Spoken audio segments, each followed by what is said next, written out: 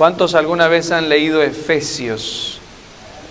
Bueno, Efesios es una carta que el apóstol Pablo escribió bajo inspiración del Espíritu Santo a una iglesia que estaba en una ciudad llamada Éfeso. Esta carta está, por supuesto, en la palabra del Señor, no solo para ser aplicada en ese tiempo, sino para nuestros tiempos, porque es la voz de Dios hablando a nuestras vidas. Así como en aquellos años era tan vigente esa carta, así de viva está hoy en día. La palabra de Dios es viva y es eficaz, dice la Biblia. Eficaz para nuestras vidas, para nuestra edificación, crecimiento y conocimiento de nuestro Dios. Había un mandato del apóstol Pablo en Efesios 5:1, en donde nos dijo: sed imitadores de Dios como hijos amados. El primer mandato del capítulo 5 es que nosotros imitemos a Dios. Esa palabra en griego imitar es mímica, hacer lo mismo que la otra persona hace. Y nosotros, hermanos y hermanas, debemos imitar los pasos de nuestro Señor Jesucristo. Así como Él caminó aquí en la tierra, así nosotros caminemos. Así la conducta que Él tuvo, nosotros también la imitemos. Dice el Señor Jesucristo en su palabra que Él nos hace poco a poco conforme a su imagen y semejanza, hablando de nuestro carácter, nuestra conducta y nuestra vida.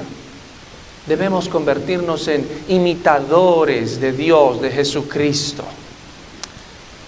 Hace tiempo atrás, miré que mi hijo Asher estaba haciendo algo, mi varoncito, y de pronto cuando estaba manipulando cosas con su mano, él colocaba su lengua en el cachete y hacía una mueca rara, sin que él se diese cuenta, de forma inconsciente. ¿Cuántos de ustedes quizás tienen algunas muecas cuando están haciendo algo y ni siquiera se dan cuenta? Y yo lo observaba y él no se daba cuenta que estaba haciendo esa mueca así con su lengua mientras trabajaba con las manos. Y yo decía, qué fea esa mueca que hace mi hijo. Caramba, decía, ¿a quién le habrá sacado ese ejemplo y esa mueca tan fea? Voy a mirar a los abuelos, decía yo. Pero con el tiempo, hermanos y hermanas, qué mal quedé yo mismo, que me di cuenta que esa mueca la ha sacado de mí. Cuando estoy haciendo algo con mis manos, trabajando, arreglando algo, de pronto me doy cuenta y mi lengua está inflando mi cachete así de grande. Qué natural es que nuestros hijos imiten lo que nosotros como padres hacemos. La Biblia nos dice, así de natural debe ser que un hijo de Dios sienta el deseo profundo en su corazón de convertirse en un imitador de Dios, de Jesucristo, de convertirse en la imagen, en la semejanza, en la representación de nuestro Salvador Cristo Jesús. Y por supuesto, decíamos y explicábamos según el pasaje, de cómo nosotros imitamos al Señor buscando ser sabios. Dice la Biblia, andando no como necios, sino como sabios. Escojan la sabiduría. Si ustedes tienen en sus manos el bien y el mal, escojan el bien. Si ustedes tienen en sus manos el tomar una decisión para la gloria de Dios, háganlo sin vacilar. Ese es el camino de la sabiduría. Y no solo eso, sino también andando en la luz y no en las tinieblas. La Biblia representa las tinieblas como el pecado. Todo lo que es tinieblas en la palabra del Señor representa el pecado, el mal, la oscuridad que hay en nuestro corazón, las cosas malas que hacemos a escondidas. La Biblia dice, no anden en las tinieblas. De hecho, es ilógico tratar de esconder nuestros pecados, porque Dios todo lo ve. Dice, Él es omnipresente, Él está presente en todas partes. en el más recóndito lugar que te quieras esconder para hacer el mal, Dios te está mirando. Dios te está viendo. Y Él te aconseja y te dice, no hagas eso. Por tu bien, escoge la sabiduría, escoge andar en la luz. Yo soy la luz, dice Jesucristo. Y no solo eso, sino también para ser un imitador de Dios, debemos no solo buscar ser sabios, andar en luz, sino también andar en amor. Y aquí la Biblia no está hablando de un amor sexual, de un amor eros, de un amor filial o de amistad, de un amor condicional que cuando de pronto te ofende o te hace algo que no te gustó, tú dices, hasta aquí, ya no más, se acabó. Aguanté hasta este límite y esa fue la última gota que hizo rebalsar el vaso. Chao. Hermanos, hermanas, la Biblia no habla de esa clase de amor. La Biblia habla del amor más sublime que hay en todo el universo, que se llama el amor ágape. Ese amor es incondicional. Ese amor es como la circunferencia de nuestro anillo matrimonial, que no se acaba, que no tiene principio ni fin, que sigue y sigue dando a pesar que tú no recibas. No importa lo que te hagan, no importa cuánto te ofendan, tú sigues amando porque Dios está en ti y Dios ha derramado ese amor ágape para que tú lo extiendas. Anden en amor. Hoy veremos un pasaje muy clave en las Escrituras con tres cosas, 3 versículos y 3 cosas. No sé si podemos proyectar. Efesios, el capítulo 5, el versículo 18 en adelante. Efesios capítulo 5, versículo 18 en adelante. En estos versículos que vamos a leer, hay 3 cosas, hermanos y hermanas. A ver si usted los encuentra. En primer lugar, tenemos una prohibición. En segundo lugar, tenemos un mandato. Y en tercer lugar, tenemos un resultado. ¿Cuál fue el primero que dije? En este pasaje vamos a encontrar, número 1, ¿qué cosa? No, una prohibición. En segundo lugar vamos a encontrar un mandato. Y en tercer lugar vamos a encontrar un resultado. Prohibición, mandato y resultado. A ver si usted lo encuentra. Dice Efesios 5, 18, no os embriaguéis con vino, en lo cual hay disolución. Antes bien, sed llenos del Espíritu. Versículo 19, hablando entre vosotros con salmos, con himnos y cánticos espirituales, cantando y alabando al Señor en vuestros corazones. Versículo 20, dando siempre gracias a Dios por todo, en el nombre de nuestro Señor y Salvador Jesucristo. Hagamos una breve oración. Bendito Padre, te damos gracias. A ti te debemos la vida, la salud, el aire que respiramos. A ti te debemos la salvación. Señor, queremos que tu Espíritu Santo nos guíe y nos enseñe la palabra, tu voluntad. Abre nuestras mentes y corazones. Gobierna estos minutos en el nombre de Cristo. Amén. Amén.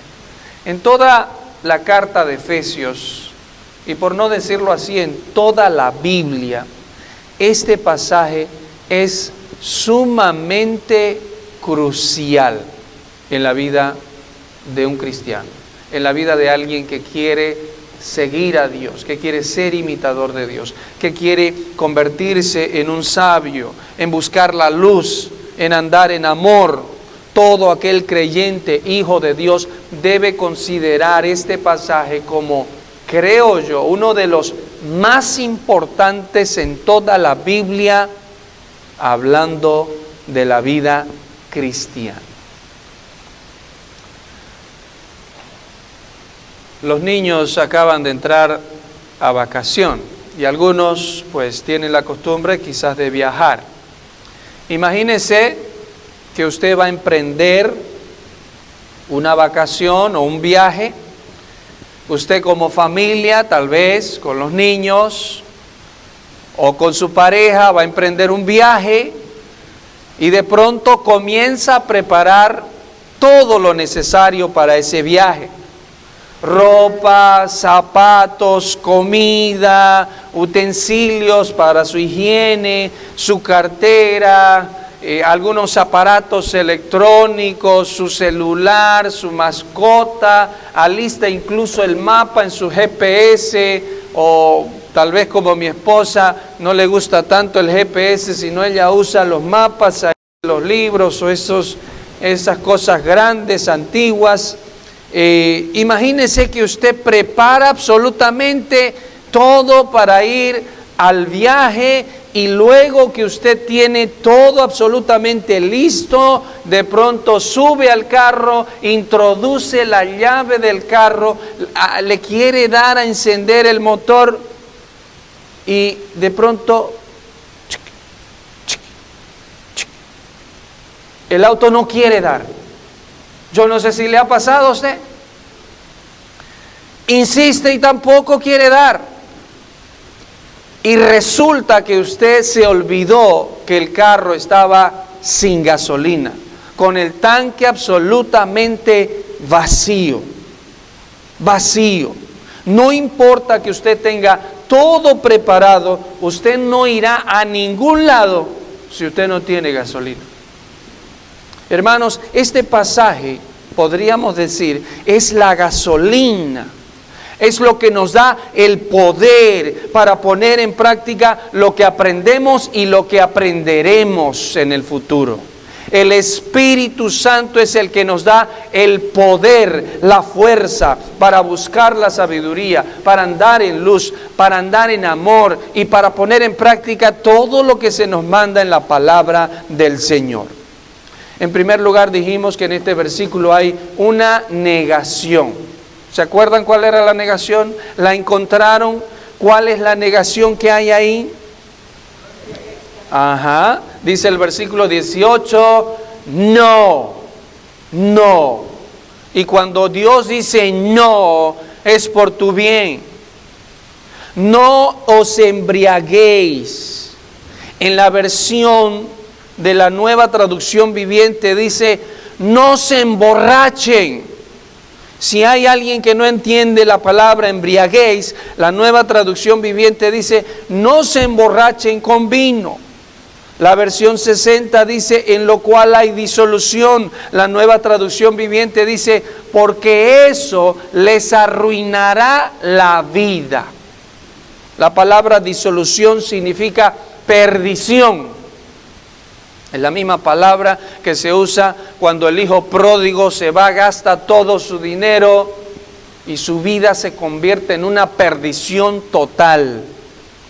No se embriaguéis con vino, no se emborrachen, en lo cual hay perdición total, en lo cual hay una ruina en nuestras vidas. Esa es la prohibición que hay, hermanos y hermanas, en este versículo. Lo que nos está diciendo es de que el exceso de vino lleva al hombre a una situación muy descontrolada. Obviamente a la pérdida de juicio, a la pérdida del razonamiento. Y aunque la Biblia no prohíbe beber vino, sí prohíbe la embriaguez y la borrachera. En el Antiguo Testamento el vino era una bebida muy apreciada. El vino incluso se usa como sinónimo de bendición y salvación. Jesucristo hizo un milagro en donde Él convirtió el agua en vino. Pero lo que la palabra del Señor nos enseña es de que cuando esto es tomado en exceso o mezclado con otras cosas, y hay abuso en nuestras vidas, entonces es que la palabra de Dios lo condena totalmente. Proverbios, capítulo 23, desde el versículo 29 en adelante, el sabio nos indica precisamente cuál es el resultado de los borrachos o de aquellos que les gusta el vino. Proverbios 23, 29 en adelante, la palabra del Señor dice: ¿para quién será el ay? Y cada vez que usted lea esa palabra ay en la Biblia, es sinónimo de juicio. Ay sin H, porque ay con H es de haber. Ay sin H es sinónimo de juicio en la Biblia. ¿Para quién será el ay? O si usted quiere, en castellano, cada vez que nos golpeamos o nos duele algo, ¿qué decimos? ¡Ay! Decimos, ¿no? ¡Ay, me duele! Sinónimo de dolor, sinónimo de juicio. ¿Para quién será eso? ¿Para quién el dolor? ¿Para quién las rencillas? ¿Para quién las quejas? ¿Para quién las heridas en balde? ¿Para quién lo amoratado de los ojos? Versículo 30. ¿Para quiénes? Para los que se detienen mucho en el vino, para los que van buscando la mistura. Versículo 31. No mires al vino cuando rojea, cuando resplandece su color en la copa. Se entra suavemente, mas el fin como serpiente morderá y como áspid dará dolor. Tus ojos mirarán cosas extrañas y tu corazón hablará perversidades. Versículo 34, serás como el que yace en medio del mar. ¿Cómo es cuando uno está en medio del mar? Está hablando de los mareos. O como el que está en la punta de un mastelero. Versículo 35, y dirás, me hirieron, mas no me dolió. ¿De qué está hablando? De la resaca.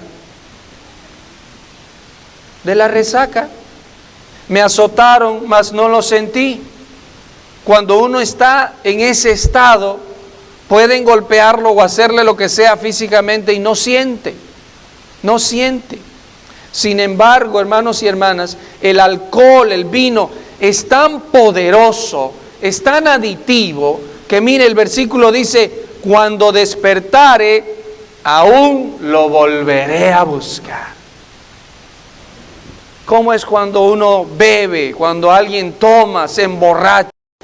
Y en la resaca se arrepiente, pero después de que convalece, vuelve a tomar otra vez. En esta iglesia no es que nos concentramos en decir, pero la Biblia no prohíbe en sí el vino. Es cierto, pero no debe ser excusa para que nosotros nos acerquemos a esta bebida y nos volvamos adictos, porque te traerá mal a tu vida. Decía el pastor David hace tiempo, ningún borracho empezó siendo borracho. Podrías acercarte y decirle al pastor David, pero pastor, unita no está mal. A ver, dígame en la Biblia, ¿dónde dice que es pecado? Unita, pastor, unita. Y el pastor David le va a decir, sí, ciertamente la Biblia no dice que unita es pecado. Pero ningún borracho empezó borracho. Un borracho empezó con unita, pastor. Y después con 2 citas y 3 citas y así sucesivamente. Así es la adicción, las drogas, el vino, la borrachera, la marihuana, todo es igual. La Biblia dice, no, hijo mío, no hagas esto, te traerá mal, traerá perdición a tu vida. Ten cuidado, te arruinará tu familia. Te arruinará tu matrimonio. No seas un esclavo del vino. Aléjate de la borrachera. Traerá su consecuencia. En Bolivia tenemos la historia de un militar que se llama, le dicen el Moto Méndez. No recuerdo su nombre. Gracias, mi amor. No recuerdo su nombre, pero su apodo es el Moto. Y en Bolivia le decimos moto a una persona, o mota a una persona que se ha amputado el brazo o la pierna. Y le dicen el Moto Méndez. Su historia es muy interesante. Es un militar. Pero se dice que él una vez abusó del vino. Se emborrachó tanto, se sedó tanto, porque el alcohol es un sedante, no es un estimulante como muchos dicen. Y el tipo se emborrachó tanto y se perdió tanto en la embriaguez que inconscientemente su madre vino a querer ayudarlo, a levantarlo, y en vez de que él responda a esa ayuda, dice que él con rabia lo empujó a su madre, la tumbó causándole problemas y golpes en la cabeza. Cuando él al día siguiente convaleció de su borrachera, no sabía lo que había hecho, sin embargo, le contaron que su madre estaba en el hospital por culpa de que él lo había empujado con una mano así fuerte. Él fue y de rabia hizo que cortaran su brazo. Y de ahí que le dicen moto, el que no tiene brazo, el Moto Méndez, por haber cometido esa locura. Amaba tanto a su madre que él hizo eso. Pero imagínense hasta dónde nos puede llevar el vino, el abuso, la borrachera, etcétera, etcétera. Por demás está decir desde aquí que la borrachera es un pecado delante de Dios. Por demás está decir que esto te va a arruinar completamente tu vida, tu familia, tus hijos, etcétera, etcétera, y hasta la generación que viene delante de ti. Por demás está decir eso. No quiero pasar más tiempo en aquello, porque el objetivo del apóstol Pablo aquí no es tanto el énfasis en la prohibición, sino más bien hacer énfasis en el contraste que hay. Volvamos al versículo 18. ¿Por qué Pablo hace este contraste? Sabemos que cuando alguien está borracho, está controlado, está gobernado por el alcohol. ¿No es así? Usted actúa, usted hasta camina, usted dice las cosas que dice porque está gobernado y controlado por el alcohol, por el vino, completamente, y después ni siquiera se acuerda lo que hizo. Hermanos, hermanas, el contraste principal aquí es de que en vez de que usted sea controlado por el vino, más bien sea controlado por el Espíritu Santo de Dios. Ser lleno del Espíritu Santo es ser gobernado por el Espíritu Santo de Dios. Ser manejado, ser guiado, ser controlado. Eso es ser lleno del Espíritu Santo de Dios. Habrá muchas iglesias allá afuera en donde dicen que ser lleno del Espíritu Santo significa hablar en lenguas. La Biblia no habla que eso es específicamente ser llenos del Espíritu Santo. Habrán muchos allá afuera que dirán, oh, ser llenos del Espíritu Santo significa brincar. ¡Bum, bum, bum, bum, bum! Y si lo ven a uno corriendo y saltando como chivo por toda la congregación, ¡wow! El Espíritu Santo se está manifestando. Eso no es ser lleno del Espíritu Santo. Muéstrenme en las Escrituras dónde dice eso la Biblia. La palabra no dice que temblar como un cable eléctrico es la manifestación del Espíritu Santo. No, la Biblia no habla de aquello. ¿Saben qué significa ser lleno, ser controlado, ser guiado por el Espíritu Santo? Fácil, sencillo. ¿Para qué nos vamos a complicar con todas esas cosas sobrenaturales, supuestamente, en donde el Espíritu viene, te llena y tú tienes que hacer locuras? No. Gálatas 5:19 en adelante. La Biblia, a través del apóstol Pablo, nos enseña diciendo que el fruto, es decir, la consecuencia, la manifestación de ser gobernado por el Espíritu Santo. Perdón, Gálatas 5, 22 y 23. Dice, el fruto del Espíritu. ¿De quién, hermanos? Del Espíritu Santo. Espíritu con E mayúscula. De la tercera persona de la Trinidad, de la misma persona divina que está hablando Pablo en Efesios capítulo 5, versículo 18. Ese Espíritu Santo, el fruto de tenerlo, de ser lleno de Él, ¿qué cosa es? Número 1, amor. Número 2, gozo. Número 3, paz. 4, paciencia, benignidad, bondad, fe, mansedumbre, templanza o dominio propio, dicen otras traducciones. ¿Lo vio? Todo lo contrario muchas veces a lo que allá afuera enseñan.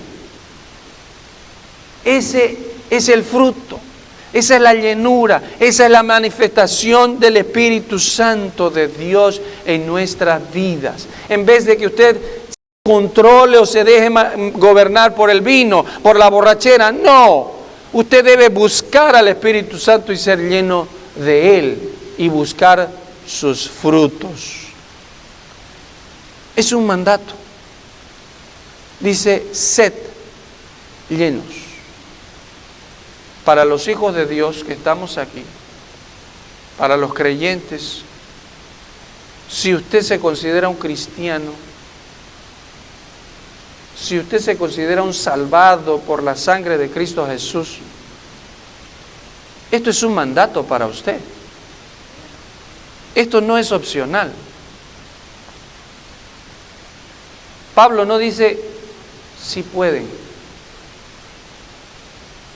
Pablo no dice hagan lo posible. No, Pablo dice háganlo. Sed llenos. Es la voluntad de Dios que seamos llenos. Por otro lado, el mandato está en plural. Para que usted no piense que solo los pastores, los líderes deben cumplir este mandato o mostrar este ejemplo de ser llenos del Espíritu de Dios. Es un mandato, pero es un mandato plural. Pablo está hablándoles a toda la iglesia, desde el cristiano más antiguo hasta el cristiano más nuevo. Deben buscar la llenura del Espíritu Santo. No solamente es un mandato, sino un mandato plural, sino también un mandato plural continuo, si lo llevamos a la gramática. Sed llenos es un mandato continuo, no es una experiencia de un día. Cuando recién empecé la vida cristiana, yo fui a una de estas iglesias y de pronto comenzó a orar el pastor y a tumbar a la gente. Y yo decía, ya me va a tocar, ya me va a tocar.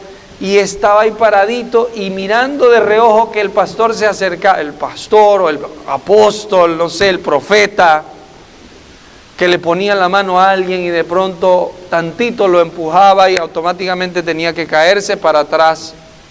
Yo decía, ya me va a tocar, ¿qué hago? ¿Me caigo o no me caigo? ¿Me caigo o no me caigo? Y sacaba una margarita, ¿me caigo o no me caigo? ¿Me caigo o no me caigo? ¿Me caigo o no me caigo? ¿Me caigo o no? Vino y no me caí, porque yo pensé que iba a sentir algo sobrenatural. Y no sentí caerme. Ahora mismo siento caerme más que en aquel tiempo. Y de pronto vino otra persona y me llevaron a un cuarto aparte. Y me dice, tú no puedes ser lleno del Espíritu Santo porque tú tienes demonios. Así que te vamos a hacer un exorcismo ahora mismo. Y yo, como era un inocentón, no sabía nada de la Biblia, me entregué y sáqueme todos los demonios que quiera, porque yo quiero experimentar eso que otros experimentan. Y ahí estaban los pastores orando y tratando de expulsarme demonios para que yo de pronto me caiga o haga algo que, no sé, les indique a ellos que estaba llenándome del Espíritu Santo. Hermanos, todas esas cosas son cosas que la Biblia no las menciona. Ser lleno del Espíritu Santo es ser lleno de la persona de Dios, de las cualidades, de los frutos del Espíritu Santo de Dios. No esas cosas raras que vemos ahí afuera. Y no es ni siquiera necesario mirar afuera. Usted entre a YouTube y coloque en su teléfono, en su computador, y usted verá cosas realmente diabólicas, confundiendo a la gente y haciendo pensar que eso es de Dios. Miren aquel, cómo habla, cómo corre, cómo tiembla. ¡Wow! No, mis hermanos, no nos confundamos. La Biblia no enseña aquello. Es un mandato continuo porque cada día necesitamos su guía. No es una sola experiencia, es un mandato continuo de cada día porque cada día necesitamos depender de la ayuda de nuestro Señor y Salvador Jesucristo. Y la pregunta es, para terminar, ¿cómo yo puedo ser lleno del Espíritu Santo? ¿Cómo? Vamos a leer Colosenses, capítulo 3, versículo 16. Los que quieran leer en sus casas, este pasaje es un paralelo al mismo pasaje del apóstol Pablo que leímos en Efesios 5 y en Gálatas también. En Colosenses capítulo 3, versículo 16, nos da la respuesta a la pregunta, ¿cómo yo puedo ser lleno del Espíritu Santo de Dios? Dice la Biblia, la palabra de Cristo es la clave. La Biblia debe morar, ¿cómo? En abundancia en vosotros. La palabra del Señor es la que nos da el conocimiento, el crecimiento, la sabiduría necesaria para saber cómo debemos parecernos, asemejarnos, imitar a nuestro Señor y Salvador Jesucristo. La palabra de Cristo mora en abundancia en vosotros, enseñándoos y exhortándoos unos a otros en toda sabiduría, cantando con gracia en vuestros corazones al Señor con salmos e himnos y cánticos espirituales. He ahí la manifestación del Espíritu Santo y el resultado de que tú te llenas del Espíritu Santo. En otras palabras, no podemos hablar de la llenura del Espíritu Santo si no hay lectura de la palabra de Dios. Si no hay el alimento espiritual que se llama Biblia. Si no hay la búsqueda diaria, intensa de la voluntad de Dios a través de la palabra de Dios. ¿Cuántos tienen Biblia? Y si no la tiene, estamos en un tiempo tan sencillo y tan fácil de tener una. Hasta en su teléfono usted la puede tener. No sé si se han dado cuenta, a veces últimamente yo digo, en vez de decir abran sus Biblias, digo enciendan sus Biblias. Porque muchos de ustedes la cargan hasta en el teléfono. ¡Qué bendición! No hay excusa. No hay excusa. ¿Cómo se sentiría Leo y Eva de que Fiona haya recibido ese regalo bien empaquetadito, bonito, hermoso, que los padres le han dado? No sé si le han dado muchos regalos, pero digamos que lo hayan envuelto, lo hayan entregado a Fiona y Fiona lo haya colocado en la mesa. Y de pronto pase un día, 2 días, 3 días y viene el papá, mira y ve que todavía el regalo está envuelto ahí colocado en la mesa.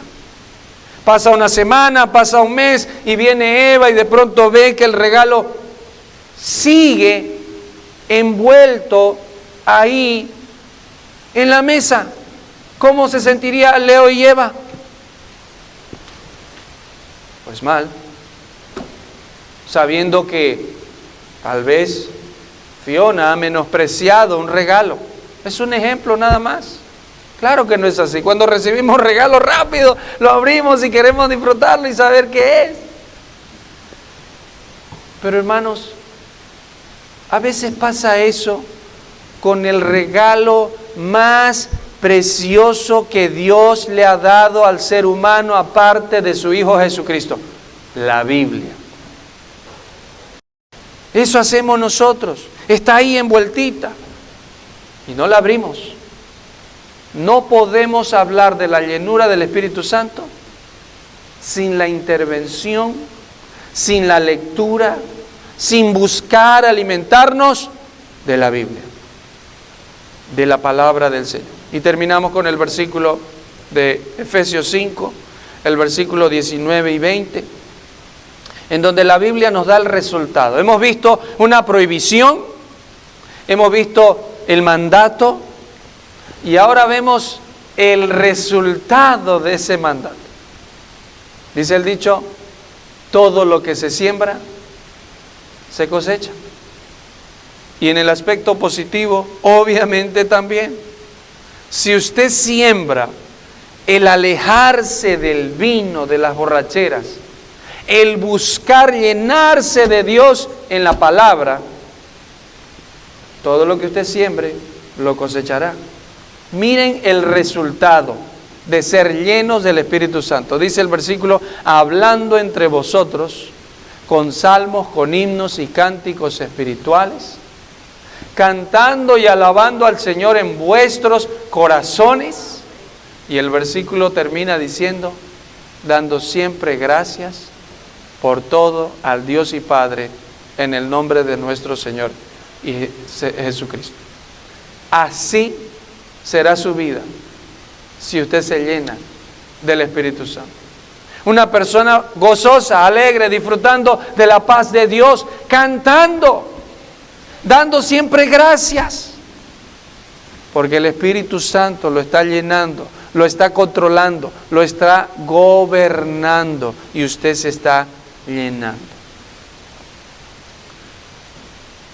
Pero tampoco podemos hablar de la llenura del Espíritu Santo si usted no tiene al Espíritu Santo. La Biblia dice, solo los hijos de Dios son los que tienen al Espíritu Santo. Si usted no tiene al Espíritu Santo de Dios, usted no es hijo. Pero usted puede recibirlo en este momento. Pongámonos de pie y oremos al Señor.